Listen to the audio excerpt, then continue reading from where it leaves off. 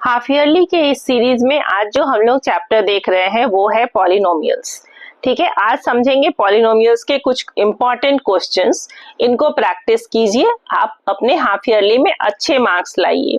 ठीक है, अब देखो पॉलिनोमियल्स मीन्स क्या, जल्दी जल्दी समझ लेते हैं इसको। ये पॉली मीन्स मेनी और नोमियल्स यहाँ हो गए टर्म, तो जिसमें होंगे मेनी टर्म्स वो हो गया पॉलिनोमियल्स। ठीक है, पॉलिनोमियल्स में डिग्री 1, 2 एंड 3 की अगर बात करें तो जिसका डिग्री 1 वो हो गया लीनियर, जिसका डिग्री 2 वो हो जाएगा क्वाड्रेटिक एंड जिसका डिग्री 3 वो क्यूबिक। ठीक है, तो ये इस तरह से हमारे पॉलिनोमियल्स बनते हैं अलग अलग डिग्री के अकॉर्डिंगली। ठीक है, अब रेस्ट क्या होता है, यहाँ पर जीरोस की बात करते हैं। जब हम पॉलिनोमियल्स की बात करते हैं, जैसे मान लो हमारा है ax square plus bx plus c is equal to 0। ठीक है, तो यहाँ जो a, b एंड c है वो कोफिशिएंट है। अब देखो a के साथ a किसका कोफिशिएंट हुआ, एक्स स्क्वायर का, तो यहाँ जो a होगा उसका वैल्यू कांस्टेंट होगा और x square variables, b constant होगा और c उस जो x का वैल्यू होगा वो वेरिएबल हुआ। ठीक है, और c जो है वो कांस्टेंट नंबर है। इस तरह से वेरिएबल एंड कांस्टेंट मिलकर के बनते हैं पॉलिनोमियल्स।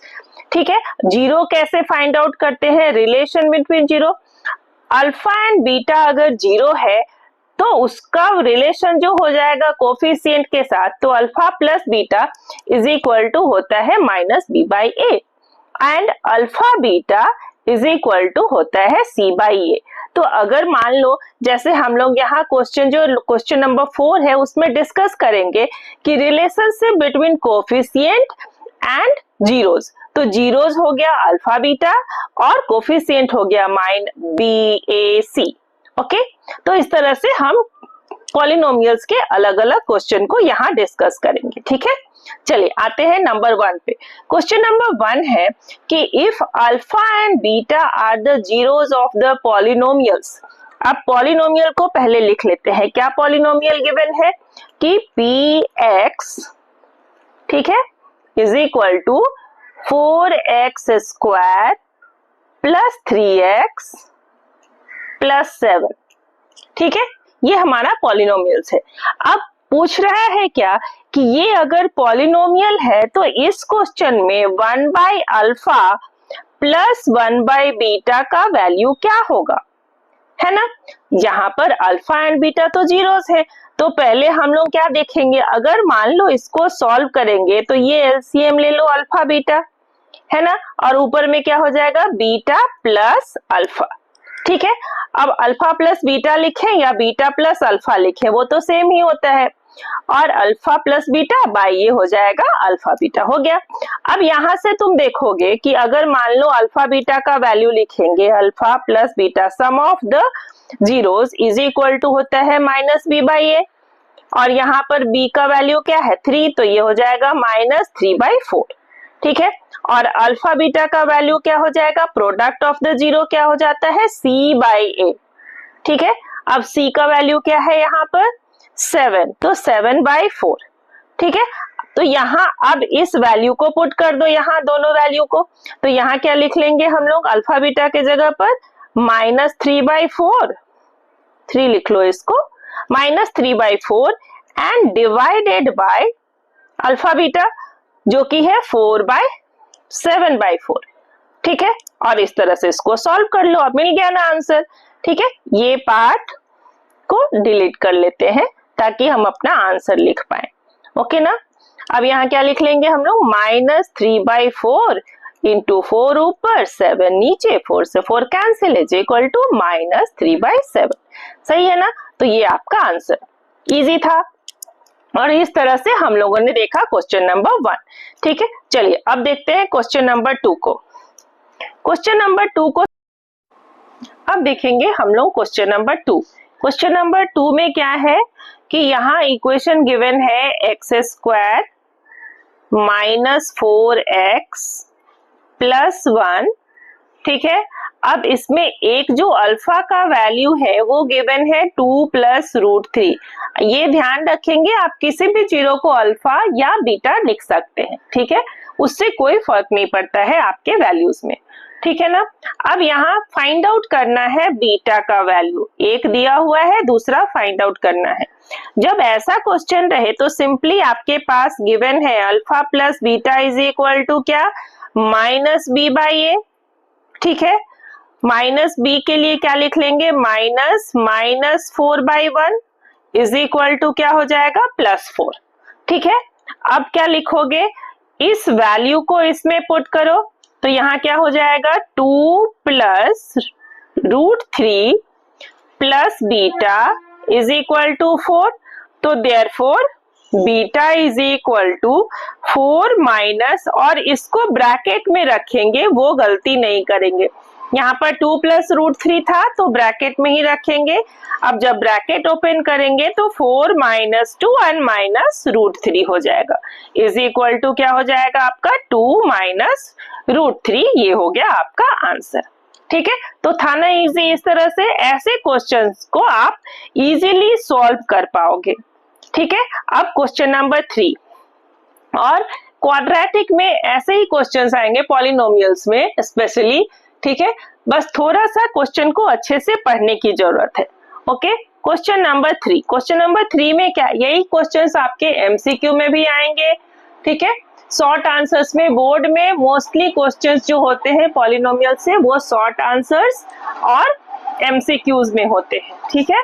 अब क्वेश्चन नंबर 3, क्वेश्चन नंबर 3 में क्या लिखेंगे, if alpha and betas are the zeros of the polynomial, again वहां पर वही है, पॉलिनोमियल लिख लो 2x² प्लस 5x, ये k वाला क्वेश्चन अक्सर आता है, ठीक है, और इसमें बच्चे कंफ्यूज करते हैं, तो यहाँ कोई कंफ्यूजन नहीं होना चाहिए आपका, बस आप देखो कि क्वेश्चन को सॉल्व कैसे करोगे। 2x² plus 5x plus k, ठीक है, और गिवन है आपके पास क्या, alpha square plus beta square plus alpha beta is equal to given है 21/4, है ना। तो फाइंड करना है k, ठीक है। अब देखो आपके पास अगर देखोगे यहां से क्वेश्चन से, तो अल्फा प्लस बीटा क्या हो जाएगा, -5/, अब मैं फॉर्मूला नहीं लिख रही हूं, आपको पता है, -5/2, ठीक है। और अल्फा बीटा क्या हो जाएगा, k/2 होगा। अब देखो, अब इसको जब आप सॉल्व करोगे तो अगर मान लो आप करते हो अल्फा प्लस बीटा का होल स्क्वायर, तो क्या मिलेगा आपको, alpha square plus beta square plus 2 into alpha beta, सही है। यहाँ पर वैल्यू डालो अल्फा बीटा का, ये क्या हो जाएगा, -5/2 का whole square is equal to, इस alpha square plus beta square का वैल्यू आपके पास नहीं है, तो आप इसकी जगह पर लिख सकते हो, ठीक है। यहाँ alpha square plus beta square का वैल्यू नहीं लिख करके आप क्या लिखोगे, यहाँ पर directly alpha square plus beta square plus 2 into, और अल्फा बीटा की जगह पर क्या हो जाएगा आपका, अल्फा बीटा के प्लेस पे हो जाएगा k/2, सही है। अब देखो 2 से 2 कैंसिल, यहाँ हो जाएगा आपके पास क्या आंसर, ठीक है, 25/4, सही है, is equal to alpha square plus beta square plus k/2, plus k/2 नहीं है, 2 तो हमने कैंसिल कर दिया था, तो यहाँ पर डायरेक्टली लिख लेते हैं k, ठीक है। अब देखो, अब आपके पास जो गिवन था वो गिवन था alpha square plus beta square का वैल्यू आपको ये मिल गया, ठीक है। अब इस वैल्यू को उस इक्वेशन में डाल देंगे कि alpha square plus beta square is equal to हो गया हमारा 25/4 माइनस k, ठीक है। इस वैल्यू, मान लो ये इक्वेशन हमारा 1 है, तो इसको गिवन इक्वेशन में डाल दो, ठीक है। यहाँ गिवन इक्वेशन क्या था आपका, देखो ध्यान से देखो, इस इक्वेशन में डाल देंगे। जैसे ही यहाँ पर आप वैल्यू डालोगे तो अब आपको क्या मिलेगा, यहाँ लिख लेते हैं हम लोग, ठीक है। Alpha square plus beta square given था हमारे पास क्या, कि alpha square plus beta square ठीक है, plus alpha beta is equal to 21/4। ठीक है, alpha square plus beta square के जगह पर हम लोग ये लिख लेते हैं। ठीक है, क्या लिख लेंगे हम लोग, 25/4 माइनस के, और अल्फा बीटा के जगह पर क्या लिख लेंगे, क्या गिवन है अल्फा बीटा, k/2 है ना, तो plus k/2 is equal to 21/4। अब इसको सॉल्व कर लेते हैं। यहाँ हो जाएगा हमारा 25, ये k/4 को इधर ले आएंगे तो 25/4 minus 21/4 is equal to k, minus k है और प्लस k है, तो ये हो जाएगा हमारा k/2 है ना, उधर जाकर के क्या हो जाएगा, हाफ। ठीक है, अब ये क्या आपको आंसर मिल जाएगा यहाँ पर 4/4 है ना, 25 माइनस 1 कर 21 करोगे तो 4/4 इज इक्वल टू k/2, तो ये हो जाएगा 1, तो therefore k is equal to क्या हो जाएगा, 2 × 1। चलिए यहाँ मैं इरेज करके लिख देती हूँ। ठीक है,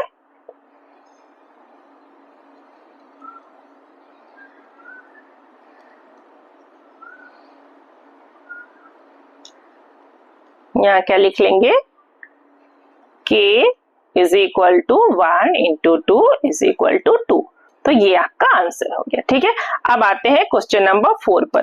क्वेश्चन नंबर 4 क्या कहता है कि find the zeros of the polynomial and verify.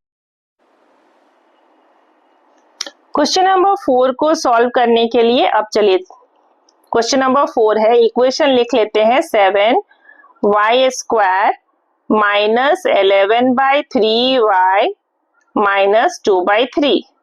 ठीक है, ऐसा जब भी इक्वेशन हो तो इसको मल्टीप्लाई कर दो 3 से, ताकि आप डिनोमिनेटर को रिमूव कर पाओ। ठीक है, और यहाँ 3 से मल्टीप्लाई हो जाएगा। अब ये क्या हो जाएगा आपका 21y² माइनस 11y माइनस 2। ठीक है, ये आपका बन गया। अब देखो मिडिल टर्म को जब स्प्लिट करोगे 11 को, तो यहाँ क्या है 21 × 2। ठीक है, ये होता है 42। अब 40 को 2 पार्ट में स्प्लिट करना है कि हमारा 11 आ जाए, तो यहाँ अगर 14 × 3 लेंगे तो 42 होगा, और 14 माइनस 3 करेंगे तो 11 होगा। ठीक है, तो इस तरह से हम लोग 14 और 3 ले सकते हैं। ठीक है, चलिए अब सॉल्व करते हैं इसको। यहाँ क्या लिख लेंगे हम लोग, 21y² माइनस 14y, बड़ा नंबर को 14 लेंगे बिकॉज यहाँ नेगेटिव चाहिए। ठीक है, 14 और plus 3y minus 2 is equal to 0।